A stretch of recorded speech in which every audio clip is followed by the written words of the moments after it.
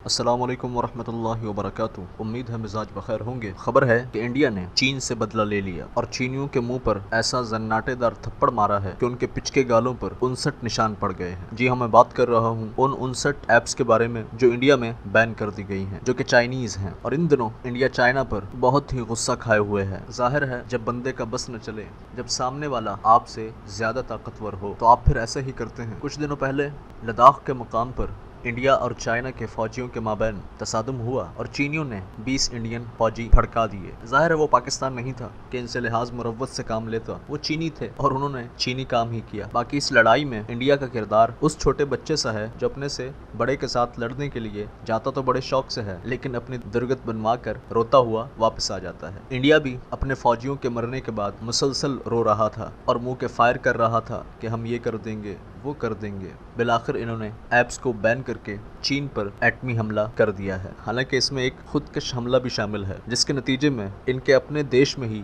لوگوں کا انتقال ہو جائے گا، کیونکہ چینیوں کے منہ پر انہوں نے جو 59 نشان لگائے ہیں ان میں سے ایک آنکھ پر مارے جانے والا گھسا بھی ہے، جو کہ ٹک ٹاک ہے، اور ٹک ٹاک انڈیا میں استعمال ہونے والی مقبول ترین ایپ ہے۔ اور ابھی سے یوٹیوب دکھ، تعزیت اور صدمات سے لبریز ویڈیوز کے ساتھ بھرا پڑا ہے کہ ہائے ہمارا ٹک ٹاک، ہائے ہماری ٹک ٹاک، ہائے ہم ٹک ٹاکرز۔ محسوس یوں ہو رہا ہے کہ یہ جو لائف ٹائم بین لگایا جا رہا ہے یہ انڈیا میں کئی لا ابال بچے اور بچیوں کی جان لے جائے گا، یا یوں کہوں کہ بچے نما بچیوں کی اور بچی نما بچوں کی جان کا دشمن فیصلہ ہے۔ دیکھا جائے تو یہ چین پر معاشی اعتبار سے بہت بڑا حملہ ہے، لیکن چین ہے۔ انڈیا اس کی 50-60 ایپس بین کرے گا تو وہ 400-500 نئے پروڈکٹس انڈیا میں مارکیٹ کر دے گا اور حساب برابر ہو جائے گا۔